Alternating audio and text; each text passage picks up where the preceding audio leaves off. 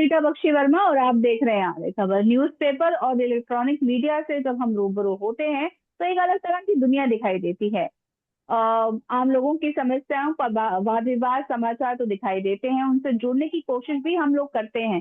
पर कहीं ना कहीं ये सवाल मन में जरूर उठता है कि हम क्या यही हमारी असल समस्याएं हैं?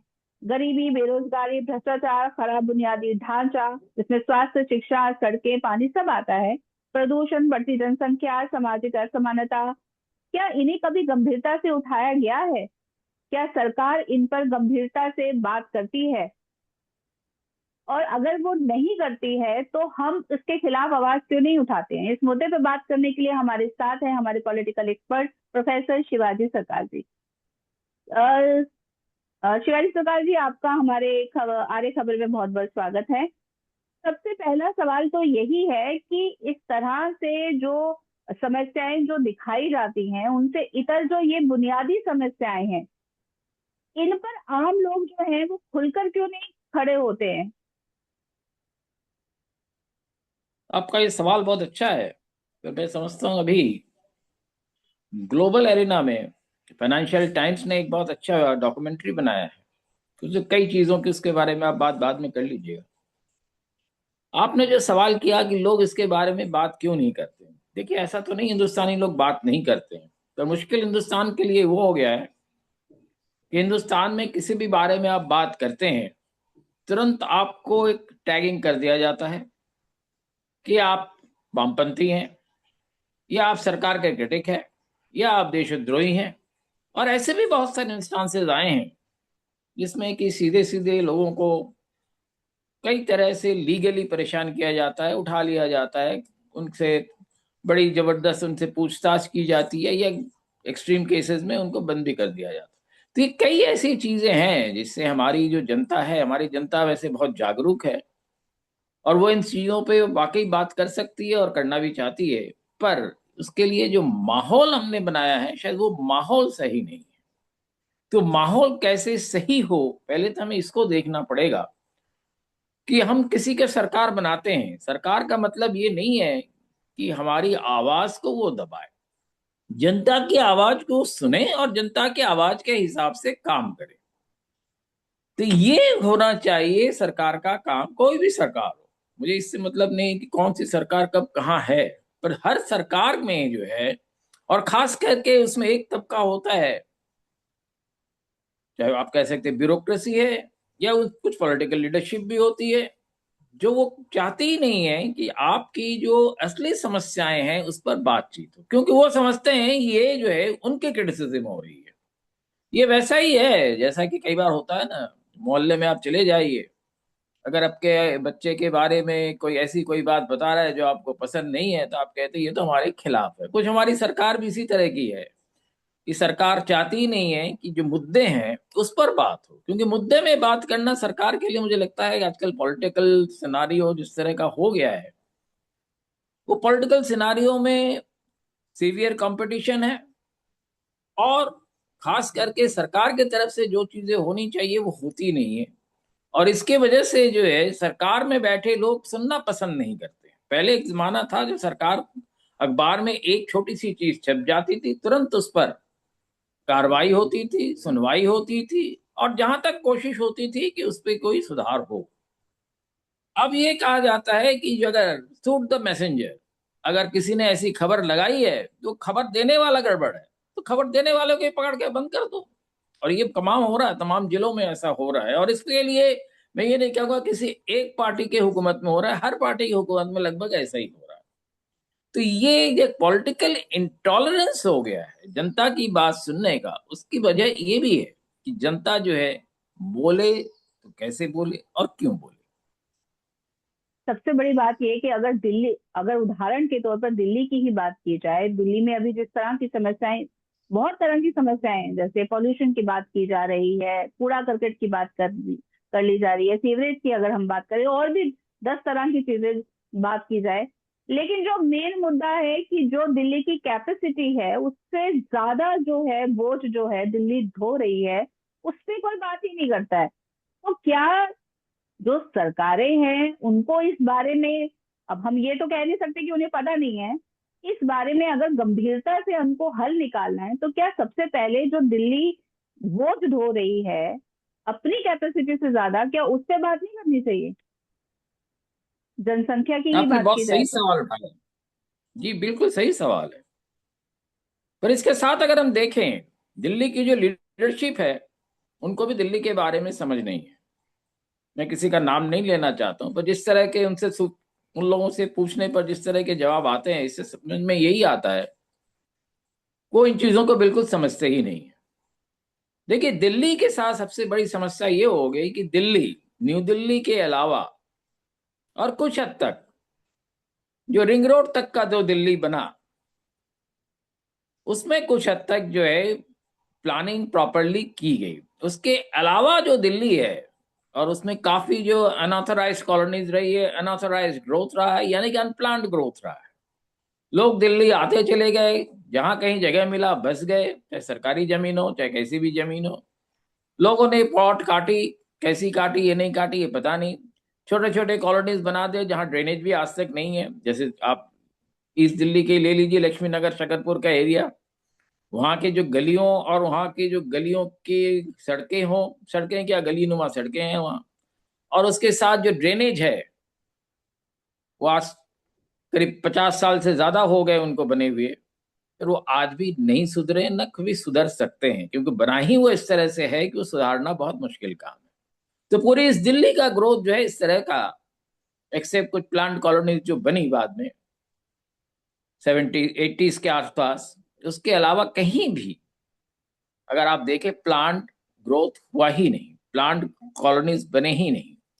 दूसरी चीज, दिल्ली को कुछ इस तरह से बनाया गया कि दिल्ली के आसपास ही नहीं, बड़े दूर दूर से, जैसे पहले तो सिर्फ बिहार हरियाणा के लोग आके आ रहे थे, उसके बाद बिहार से लोग आके बसने लगे। क्यों? क्योंकि रोजगार कहीं नहीं है। रोजगार ना बिहार में है, न हरियाणा में है, न उत्तर प्रदेश में। सारा रोजगार दिल्ली में सिकुड़ कर रह गया, सिमट के रह गया। इसके लिए भी लोग यहाँ भाग कर आ रहे हैं। और दिल्ली में कुछ व्यापारियों ने या व्यापारिक गुटों ने या व्यापारी और राजनीतिक दलों के गुटों ने या अनऑथराइज कॉलोनी और इस तरह की चीजें करके और अनऑथराइज ग्रोथ करके तमाम पैसे उन्होंने कमाए, पर दिल्ली पे जो है बोझ बढ़ता गया, इसका ख्याल किसी ने नहीं किया। पहले प्लानिंग कमीशन इस बारे में स्टडीज करती थी, अब नीति आयोग जो है ये काम करना उन्होंने बंद कर दिया है। इसलिए नीति आयोग से इस तरह के कोई सुझाव नहीं आते। पहले दिल्ली का ग्रोथ होता था तो प्लानिंग कमीशन भी उसमें हिस्सेदार होता था, आज वो नहीं हो रहा है। और साथ में अगर आप देखें, दिल्ली के आसपास आपने 24 जिलों का, कुछ उत्तर प्रदेश, हरियाणा, कुछ एक राजस्थान के जिले जो हैं वो नेशनल कैपिटल रीजन में आ गया। और ये नेशनल कैपिटल रीजन में जो शहरें आई या जिले आए, उनको दिल्ली के लिए उनका एक्सेस बंद करने के लिए दिल्ली की म्यूनिसपैलिटी ने दिल्ली में घुसने के लिए 100 रुपए का टोल लगा दिया। आज से नहीं, आज से करीब 20 साल पहले। और सरकार या मेन सिटी जो भी है वो तब बीजेपी की ही थी। अब सवाल है कि अगर नेशनल कैपिटल रीजन जिस उससे बनाया गया कि दिल्ली अगर बढ़ता है तो ये सारी जो जगह हैं वो बेनिफिटेड भी हो, और दिल्ली का जो ग्रोथ हो रहा है, जो कंसंट्रेशन ऑफ पॉपुलेशन है, वो इन जगहों 24 जिलों में फैलता चला जाए। तो दिल्ली का वो पॉपुलेशन चार जगह इसलिए नहीं फैला कि आपने दिल्ली को बिल्कुल एक ऐसा बना दिया कि एक वीआईपी इलाका है, यहाँ आएंगे तो आप बिना पैसा दिए अंदर जा नहीं सकते हैं, चाहे टैक्सी के हो चाहे कुछ हो। टैक्सी में तो आदमी ही जाता है। लोग कहेंगे हमने तो टैक्सी पे लगाए हैं, तो टैक्सी में और कौन जा रहा है? हम ही तो जा रहे हैं ना। तो ये जो करके आपने बैरियर्स पैदा कर दिए। अब लोग, मैं देख रहा हूं, मैं गाजियाबाद में रहता हूं और दिल्ली से बिल्कुल सटा हुआ है मेरा घर, मुश्किल से 5 किलोमीटर दूर है। पर अब लोग, कई लोग जो है हमारे सोसाइटी में हो, हमारे आसपास जो रहते हैं, वो गाजियाबाद छोड़ के मेन दिल्ली में जाके रहना चाहती है। मैंने पूछा क्या वजह है, तो उन्होंने दो खास वजह बताई। एक तो ये कहा कि देखिए, यहाँ मेट्रो के अलावा दिल्ली जाने के लिए हमारे पास कोई ट्रांसपोर्ट का सिस्टम नहीं है। अगर हम ओला यूबर या किसी टैक्सी से जाते हैं तो हमें फालतू में 100 रुपए आने जाने दोनों तरफ 200 रुपए फालतू में देने पड़ते हैं। दूसरा जो उन्होंने कहा कि यूपी की जो कानून व्यवस्था है वो बहुत लचर हमारे यहाँ सुनवाई नहीं होती है, पुलिस सुनती नहीं है। कम से कम दिल्ली में सुनवाई तो हो जाती हो, आ तो जाते हैं हमारे पास, रक्षा तो कर लेते हैं। तो ये जो पूरे एनसीआर में जो दिल्ली की जो पुलिस की व्यवस्था है, लॉ एंड ऑर्डर की जो व्यवस्था है, वो तो नहीं हुआ। पर हमने बैरियर्स क्रिएट करके दिल्ली में लोगों को जबरदस्ती रखने के इंतजाम और कर लिया। इस वजह से दिल्ली के अंदर का पॉपुलेशन बढ़ता चला जा रहा है, आसपास के लोग जो है वो घुट रहे हैं। आज आप देख लीजिए, अब एक पॉल्यूशन के देखिए बारे सर, में दिल्ली में किसी को सवाल तो नहीं है फिर क्या? वही है कि अगर ग्रोथ की भी बात की जाए कि दिल्ली का ग्रोथ जो है वो बेहतर है, अच्छा है, और जो एनसीआर के इलाके हैं या यूपी या बिहार से जो आ रहे हैं लोग, लेकिन सवाल तो यही उठ रहा है, क्या लोग जो हैं इस पे सवाल क्यों नहीं खड़ा करते? ना केवल दिल्ली के लोग, बिहार, यूपी और भी जगह के लोग जहाँ पे प्रॉपर ग्रोथ नहीं हुआ। तो सवाल जो सिर्फ दिल्ली की नहीं बात कर रहे, हम पूरे देश की ही बात करें, तो ये सवाल आज के टाइम में माइग्रेशन और वो सब बातें की जा रही हैं, लेकिन ये चीजें तो बहुत पहले से होती आ रही है ना। तो ये जो ग्रोथ है, ये कुछ इलाकों में ही सिमट के रह गया है, कुछ जगह पे ही सिमट गया है, और चीजों जगह पे हो ही नहीं रहा या कम हो रहा है, उस पे बात नहीं की जा रही है। और वहां की गवर्नमेंट क्या कर रही थी? अगर वहां के लोग जो है वहां से भाग कर दिल्ली की तरफ आ रहे हैं, वो आ सकते हैं, उनका पूरा अधिकार है, आना भी चाहिए, लेकिन ये इस तरह से तो आप ये कर देंगे कि एक जगह पे ही सब लोग इकट्ठे हो जाएंगे, दूसरी जगह पे कोई है ही नहीं। तो वही आपका दिल्ली बिल्कुल कहना जो सही रही है, है वही झेल रही है। बेशक बिल्कुल सही कहा आपने। पर सवाल ये है, जब लोग आके खास करके गाजियाबाद, नोएडा, फरीदाबाद, गुड़गांव शुरू में रहने लगे थे, तो एनसीआर के नाते रहने लगे कि जैसे दिल्ली में सुविधाएं वैसे हमें यहाँ भी मिलेगी। पर जब दिल्ली ने, और यहाँ के जितने भी लोग हैं, इसमें कम से कम 75 से 80% लोग जो हैं वो रोज दिल्ली जाते, काम धाम उनको वहां करना होता है। तो जब उनको लगा कि इस तरह के बैरियर सरकार ने खड़े कर दिए हैं, तो उन्होंने इस एरिया को छोड़ के वहां जाके रखने का ज्यादा ठीक समझा। या जो लोग वहां आए, वो दिल्ली के बाहर जो रहना सकते थे, उन्होंने कहा कि छोड़ो, वहीं चल के रहो, फालतू में क्यों जाने जाने का झंझट अलग। ट्रांसपोर्ट सिस्टम प्रॉपर है नहीं पूरे एनसीआर में, और उसके अलावा इस तरह की जिल्लत और झेलना पड़े कि रोज 100 रुपए 200 रुपए रोज दो। और अगर यहां से आप हरियाणा चले जाएं तो आपको 400 रुपए तो सिर्फ टोल टैक्स ही चला जाएगा। तो ये सारी समस्याएं जो है, इसको जनता ने तो नहीं क्रिएट किया, ये मैं कहूंगा सरकार में बैठे हुए कुछ सरमाएदारों ने किया। और इस तरह से जो किया गया, उसकी वजह से उन्होंने ये नहीं सोचा कि दिल्ली को 2 पैसे जरूर मिल जाएंगे, पर दिल्ली को तो वैसे भी सेंट्रल ग्रांट ज्यादा मिलते हैं, बाकी स्टेट्स को नहीं मिलते हैं। आपने जो कहा कि बाकी जगह क्यों इस तरह से डेवलपमेंट नहीं हो रहा है, उसकी वजह यही है कि बाकी जो जिले हैं एनसीआर के, उनको स्टेट गवर्नमेंट से पैसा मिलना है, सेंटर से नहीं मिल रहा है। तो वो जो पैसे आ रहे हैं वो बहुत कम है इनके डेवलपमेंट के लिए, क्योंकि उनको पूरे स्टेट को देखना पड़ता है, पूरे स्टेट में वो पैसा बांटना पड़ता है। 3 एरियाज में बांट जो है कम हो जाता है। और दूसरी चीज, दिल्ली सरकार अगर समझती है, दिल्ली सरकार दिल्ली की सरकार नहीं है। अगर आप नेशनल कैपिटल टेरिटरी को पूरा ले लें, 24 जिलों को, तो दिल्ली और नेशनल कैपिटल टेरिटरी मिला के दिल्ली का जो एरिया है वो कुल 5वां हिस्सा ही है, 1/5 है, 20% है सिर्फ। पर वो 20% जो है सारे इन एरियाज पे जिस तरह से हावी है, उसकी वजह से समस्याएं हो रही हैं। सेंटर को अगर डेवलप करना है नेशनल कैपिटल टेरिटरी, एक तो ये जो म्युनिसिपल टोल लगा है उसको तुरंत हटा देना चाहिए, कोई मतलब नहीं है उसका, उसकी वजह से हो रही है। दूसरी चीज, बाकी जो 24 जिले हैं, या कम से कम 5-10 खास जो जिले हैं, उनके डेवलपमेंट पर जो है जिस तरह से दिल्ली को पैसा देते हैं, उसी तरह से उनके लिए भी दे, वो नहीं हो रहा है। सवाल है जनता क्या करेगा? जनता के पास रोज की रोजी रोटी, महंगाई, बेरोजगारी और तमाम तरह की और जो प्रॉब्लम्स है, ट्रांसपोर्टेशन का प्रॉब्लम। अब देखिए, दिल्ली में पॉल्यूशन है या नहीं है मुझे पता नहीं, लोग वो कहते हैं कि दिल्ली में बहुत पॉल्यूशन है, पर पॉल्यूशन भी एक धंधा हो गया है, ये भी हमें समझना पड़ेगा। पॉल्यूशन में क्या हो रहा है? आपने कह दिया AQI है, AQI में किस चीज की वो होती है? Dust particulate mainly.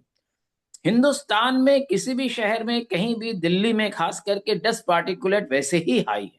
और आप कह रहे हैं यहाँ के AQI बहुत ज्यादा हो गया।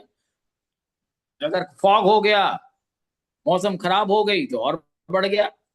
तो सवाल ये है कि कोई आज की बात है, 1951 और 1971 का अगर आप ले लें, तो सर शाम को अगर निकल जाए या सुबह निकल जाए, सर के एक हाथ ऊपर जो है धुएं के बादल दिखते थे। आज वो तो नहीं दिखता है, यानी कि दिल्ली पहले से कहीं साफ हुई होगी। और ये जो ग्रैप की बात की जा रही है, तो ग्रैप जो है ऑटोमोबाइल कंपनीज का धंधा हो गया है। ये ग्रैप वगैरह करके मुझे समझ में नहीं आता। एक तरफ तो सरकार कहती है कि हमें बिजनेस में रहना ही नहीं है, तो प्राइवेट इंडस्ट्रीज को बढ़ाने के लिए क्यों ग्रैप लगाए हुए है? न्यूयॉर्क शहर में भी ऐसे ही ट्रैफिक है, वहां भी रोज ऐसे जाम लगते हैं, पर वहां तो उन्होंने कभी नहीं सोचा कि इस तरह से ट्रैफिक को रोकना है या कार्स को सेग्रीगेट करना है कि सिर्फ यूरो 6 कार दिल्ली में जाएगी। ये तो ना न्यूयॉर्क में किया ना वॉशिंगटन में किया। जो भी गाड़ी सर फिट है, अगर और वो जो गाड़ी फिट है वो कहीं भी जाती है आती है। यहाँ के लिए आपने क्यों किया ऐसा? इसलिए किया गया, देखिए मैं इसका छोटा सा एक जवाब भी आपको साथ में दे देता हूँ। इसलिए किया गया कि ऑटोमोबाइल कंपनी ने करवाया है। ऑटोमोबाइल कंपनी जो है वो जानबूझ के ये क्यूआर का फायदा ले रही है, और वो इस तरह के जो नियम है, यूरो 6 और यूरो 1 किसी भी गाड़ी में ले लीजिए, चाहे 10 साल पुरानी हो चाहे 15 साल पुरानी हो, किसी में भी 1% से ज्यादा का एमिशन नहीं होता। पर आप उसको नहीं मानेंगे। आपको गाड़ियां बेचनी है और सरकार के जरिए सरकार की दलाली करवा के उसको गाड़ियां बेचनी है आपको, इसलिए गाड़ियां आप बंद करवा देंगे। रास्ते में जाते हुए अभी इतनी गाड़ियों को आपने कहते हैं यूरो 3 की गाड़ी भी नहीं चलेगी, यूरो 4 की गाड़ी नहीं चलेगी। क्यों? जब आपने 15 साल के लिए दिया है। और नॉर्मली कोई भी गाड़ी वर्ल्ड ओवर, जर्मनी हो, यूएस हो, यूके हो, फ्रांस हो, जो भी विकसित देश है, तो 40 साल चलती है। यूके में तो 40 साल बाद कोई उसका टैक्स भी नहीं लिया जाता है। तो आपके हिंदुस्तान क्या इतना अमीर हो गया है कि नई गाड़ियां जिसकी मोस्टली ईएमआई पे पूरा नहीं हुआ है या अभी अभी खत्म हुआ होगा, उन गाड़ियों का आप उठा के ले जाएंगे? क्योंकि आपको नई गाड़ियां जनता पे जबरदस्ती लादनी है, जनता को क्रिमिनल बना रहे क्योंकि वो गाड़ी है उनके पास। अरे गाड़ी है, उनको जाने दीजिए। कोई गाड़ी लोग क्यों रख रहे हैं एनसीआर रीजन में या इस सारे रीजन में? इसलिए रख रहे हैं कि सिर्फ मेट्रो जो एक लीनियर ट्रांसपोर्ट प्रोवाइड करते हैं, क्योंकि मेट्रो तक जाने के लिए भी ट्रांसपोर्ट चाहिए और मेट्रो से उतरने के बाद भी ट्रांसपोर्ट चाहिए। उसके अलावा दिल्ली में कोई पब्लिक ट्रांसपोर्ट नहीं है। डीटीसी एक जमाने में बहुत अच्छी होती थी, गाजियाबाद, गुड़गांव, फरीदाबाद भी कनेक्ट करती थी, दिल्ली को तो करती ही थी। रात भर दिल्ली डीटीसी की बसें चलती थी। आज डीटीसी के पास जो है गाड़ियां नहीं है।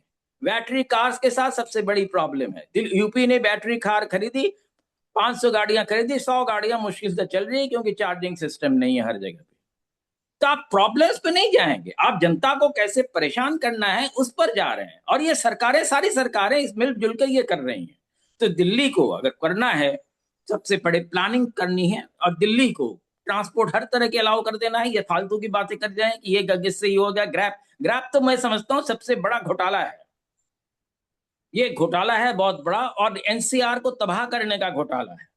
जिस तरह से किए जा रहे हैं, एक दिन में 4-4 हजार गाड़ियां को वापस भेज रहे हैं आप। या यूरो 6 में नहीं जा सकते हैं कि यूरो 6 की गाड़ी नहीं है आपकी, या दिल्ली में भी आप यूरो 6 की गाड़ी है तो नहीं चला सकते। उसके अलावा ये कौन से मैं समझ में नहीं आता, ज्ञानी क्या काम है, क्या बुद्धिमानी क्या काम है? ये दिल्ली बिल्कुल को आप तबाह काफी करने का। गंभीर मुद्दा इसके उठा साथ मैं रहे आपके हैं। अगले सवाल पे आऊंगा जी। आप काफी गंभीर मुद्दा उठा रहे हैं, लेकिन बात यहाँ पर अभी अगर की जाए, जैसे कि आपने बताया कि ये भी एक इनका अलग तरह का खेल चल रहा है ये गाड़ियों का, ये तो एक है ही समस्या। इसके अलावा जो है, अगर हम दिल्ली की बात करें, जैसे कि जनसंख्या के बारे में भी बात करें, दिल्ली की कैपेसिटी के बारे में बात करें, क्योंकि जो जानकार हैं उनका ये भी मानना है कि ये केवल इस देश की प्रॉब्लम नहीं है, कहीं और देश भी इस समस्या से जूझ रहे हैं। जैसे कनाडा की बात की जाए तो वहां पर भी यही हालात है। गवर्नमेंट को ऐसे क्या करना चाहिए, या फिर जिससे कि लोगों को फौरी तौर पे पता तो चले कि गवर्नमेंट कुछ कर रही है। फायदा होने में या उसको ठीक होने में तो टाइम लग सकता है, लेकिन ऐसा करती हुई भी सरकार दिख नहीं रही है। देखिए, आपने जो कनाडा का जिक्र किया, वो जो फाइनेंशियल टाइम्स का जो डॉक्यूमेंट्री है उसमें जो जिक्र किया कनाडा का, उसमें उसका कहना है कि हिंदुस्तान चूंकि अपने पॉपुलेशन की जो डिविडेंड है उसको मैनेज नहीं कर पा रहा है। जो अमर्त्य सेन ने कहा था कि पॉपुलेशन एक डिविडेंड है, पॉपुलेशन डेफिशिट नहीं है, तो हम वो नहीं कर पा रहे हैं। और इसके वजह से ये हो रहा है कि चूंकि लोगों को रोजगार नहीं मिल रहा है, लोगों को व्यापार करने को नहीं मिल रहा है, और दिल्ली में जिस तरह के और यूपी वगैरह में पॉल्यूशन के नाम पर लोगों को जिस तरह से परेशान किया जा रहा है, उसका सोल्यूशन नहीं ढूंढा जा रहा। दिल्ली, आप हिंडन का नदी देख लीजिए, ये यमुना की नदी, इसमें इंडस्ट्रियल पॉल्यूशन कितना है ये कोई नहीं बताता है। इसमें 90% इंडस्ट्रियल पॉल्यूशन है, उसमें कोई कार का पॉल्यूशन नहीं जाता है। कार का पॉल्यूशन दिल्ली हो चाहे किसी भी जगह हो, मैक्सिमम दिल्ली में भी अलग अलग जगह पे हो तो 10 से 12%, 13% ही है, पर इंडस्ट्रियल पॉल्यूशन 52% है। दिल्ली का हिंडन रिवर जो है, आप देखिए उसमें कैसे सारे पॉल्यूटेंट्स डाले जाते हैं, सारे शुगर मिल और सारे मिलों से। कोई रोकता है उसको? नहीं रोकता है। यमुना का पानी खराब हो चुका है, किस कौन जिम्मेवार है? सिर्फ दिल्ली जिम्मेवार है। दिल्ली में जब तक आता नहीं है यमुना का पानी, तब तक यमुना का पानी साफ रहता है, और दिल्ली में आते ही वो खराब होता है। किसने खराब किया? और कनाडा में जो है वहां जो परेशानी हो रही है, वो हिंदुस्तानी वहां जो जा रहे हैं, वहां जाके जो पॉपुलेशन वहां का बढ़ रहा है, मतलब हमारा पॉपुलेशन का तो हमारा प्रॉब्लम है ही, पर हम जो पॉपुलेशन एक्सपोर्ट कर रहे हैं अपने मिसमैनेजमेंट की वजह से, उसकी वजह से कनाडा को शिकायत है कि हमारे जो व्यवस्था है वो चौपट हो गई। दूसरी चीज, आप कह रहे हैं कि दिल्ली में इतना पॉपुलेशन क्यों आ रहा है? बिल्कुल आ रहा है। लोग सारे जब सारे हिंदुस्तान में नौकरियां नहीं होगी और दिल्ली के आसपास इंडस्ट्री होगा, जो सरकारी दफ्तरें होंगे और सारी चीजें होंगी, तो नौकरियां के लिए तो लोग इधर आएंगे।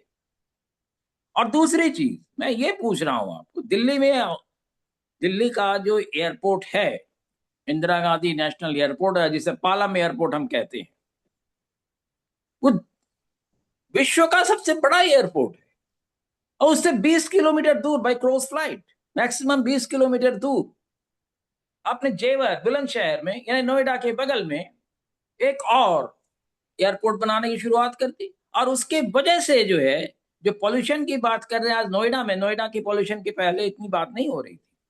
वो इसलिए हो रहा है कि उस एरिया से, इस दिल्ली से लेके अलीगढ़ मथुरा तक करीब 300 किलोमीटर के एरिया जो है, उसमें सारे में ऐसी जबरदस्त एक्टिविटी शुरू हुई कि पॉपुलेशन का इन्फ्लक्स शुरू हो गया, गांव का गांव तबाह हो रहा है, खेत तबाह हो रहे हैं, और जिस तरह का डस्ट पार्टिकुलेट इन सारे एरिया में फैला है, उसको कोई रोक नहीं पा रहा। सवाल यह है कि दिल्ली के पास, चूंकि दिल्ली के कुछ बिल्डर्स, दिल्ली के कुछ कंस्ट्रक्टर्स, और दिल्ली के जो अलग अलग डिफरेंट तरह के जमीन जिनके पास है, या और जो वेस्टेड इंटरेस्ट है, उनके लिए आपने जेवर में बना एयरपोर्ट बना दिया। कुछ पॉलिटिकल लोगों का कहना है कि पर्टिकुलर एक पॉलिटिकल लीडर है महिला, वो इस एरिया से बिलोंग करते हैं, उनको खुश करने के लिए बनाया गया। तो जब इस तरह से ये सोची जाएगी, कोई प्लानिंग से नहीं किया जाएगा, तो दिल्ली तो ध्वस्त हो गई, और दिल्ली के ध्वस्त होने के साथ साथ हिंदुस्तान ध्वस्त हो रहा है। ये हम नहीं सोच रहे। जेवर में नहीं बना के वो एयरपोर्ट आगरा में बना सकते थे। आगरा को जरूरत भी है, उधर लोग जा रहे हैं, ज्यादा जाएंगे, और उससे दिल्ली, यूपी का जो हिंटरलैंड है और उसके साथ जुड़े हुए राजस्थान के जो एरिया है वो डेवलप होते। पर यहाँ तो आप ओवर डेवलप करके आप सारी चीजों को तहस नहस कर रहे हैं। ये हम सोचते नहीं है, हम सोचने देते हैं। और सरकार में कोई अगर कहता है सरकार के खिलाफ ये बात, कहता है ये देशद्रोही है, राष्ट्रद्रोही है, ये हमारी बरकत देखना नहीं चाहता है, हमारी पार्टी के खिलाफ है, लेके इसको बंद कर दो, परेशान कर दो, उसके खिलाफ क्रिमिनल चार्ज कर दो। जैसे कि यार हर जो दिल्ली से एनसीआर के रीजन से जो लोग गाड़ियां लेके जाते हैं, उनको जिस तरह से परेशान किया जा रहा है। तो हमारी प्लानिंग, आप जो कह रहे हैं सरकार सुनती नहीं, नहीं सरकार सब सुनती है, जानती है, पर उनको सिर्फ पैसा कमाना है। सरकार में बैठे लोगों को जनता के हित की बात वो नहीं कर रहे हैं। जनता के हित उनको दिखता है पर वो करना नहीं चाहते हैं। इसलिए दिल्ली में एक खास मंत्री के घर से 400 किलोमीटर दूर, किलोमीटर सॉरी, 400 मीटर दूर जो उन्हीं के पार्टी के वोटर है, उनके दुकानें वगैरह सब तोड़ देते हैं। तो जनता की फिक्र किसी को नहीं है, प्लानिंग कोई करना नहीं है। और करना भी ऐसे है कि सारे, जैसा कि अभी बुलंदशहर वगैरह में जो जहां जेवर बन रहा है, वहां पानी का संकट अलग शुरू हो गया है, कंस्ट्रक्शन एक्टिविटीज बढ़ गई है, धूल धुआं सब कुछ बढ़ता चला जा रहा है। और साथ के साथ पूरे दिल्ली में जो है इस एक्टिविटीज की वजह से पॉपुलेशन बढ़ता चला जाए। आप पॉपुलेशन रोकने की बात करें, तो पॉपुलेशन लाने की व्यवस्था हो रही है, कोई प्लानिंग से हम काम नहीं कर रहे हैं। सबसे बड़ी चीज यह है, हमने प्लानिंग कमीशन को खत्म कर दिया, जो सोच समझ कर बहुत सारी चीजों को, इट वॉज थिंक टैंक, हमने उस थिंक टैंक को समाप्त कर दिया। फाइनेंशियल प्लानिंग करती थी वो हमने खत्म कर दिया। तो ये सारी चीजें जब हम करेंगे, और आज जो बहुत सारी चीजें सरकार अनाउंस करती है, वो सरकार के अनाउंसमेंट का काम नहीं था, वो प्लानिंग कमीशन पहले बताती थी कि ये चीजें होने जा रही है। तो हम जब सारी व्यवस्थाओं को ध्वस्त करते चले जाएंगे और हम एक मानेंगे और हम परेशान होंगे कि फाइनेंशियल टाइम्स हमारे बारे में बातें करती है कि हिंदुस्तान अपने को मैनेज नहीं कर पा रहा है, तो हम परेशान होंगे, क्योंकि हम हिंदुस्तानी लोग बहुत सेंसिटिव है। देखिए, ये आज की नई बात नहीं है। जब मदर इंडिया लिखा गया था कैथरीन मेयो ने, आज से करीब 100 साल पहले, तो महात्मा गांधी ने भी कहा था कैथरीन मेयो जो है वो ट्रेन इंस्पेक्टर है। तो कह तो सकते हैं, पर हम अपने को सुधारने की कोशिश नहीं करते, बल्कि सुधरी हुई चीजों को हम कैसे बिगाड़े ये सोचते हैं। आज अगर आप देख लें, दिल्ली का न्यू दिल्ली एरिया जो है, आज भी बिना रेड लाइट के भी उस एरिया में अगर आप चले जाए, तो आज भी वहां ट्रैफिक की कोई प्रॉब्लम नहीं होती। हम ऐसे ही, जैसे न्यू दिल्ली अंग्रेजों ने बनाई थी ना, तो हमारे स्वदेशी लोग क्यों नहीं बना पाए उस तरह की चीजें कि दिल्ली में कहीं इस तरह का कंजेशन ना हो, पॉल्यूशन ना हो, लोग खुशहाली से रहे। अंग्रेज सोच सकते थे। आज पहाड़ों में चले जाइए, नैनीताल, मसूरी, शिमला, जहां जहां अंग्रेजों ने जो जो सड़कें बनाई वो आज तक नहीं टूटी है। वो जो हमने जो बनाई, हमारी सरकार ने जो बनाई है 2 साल पहले, वो सारी टूट के चली गई। बिहार में 21 पुल एक साल में टूट के चले गए, 1-2 महीने के अंदर। तो हमारी प्लानिंग की गड़बड़ी है, हमारी पूरी राष्ट्रीय सोच की गड़बड़ी है। और इस पर अगर हम जनता को कहें कि जनता क्यों नहीं कहती, जनता खुद त्रस्त है, परेशान है, वो क्या क्या कहती रहे। जी। बिल्कुल। देश के विकास की तो बात कर रहे हैं, और देश के विकास की बात बहुत जोर शोर से की जाती है, लेकिन देश का विकास तभी हो सकता है जब उसका बुनियादी ढांचा जो है वो पूरी तरह से उसको दुरुस्त किया जाए। इस पूरे मुद्दे पर हमसे बात करने के लिए आपका बहुत बहुत धन्यवाद। बहुत धन्यवाद आपका।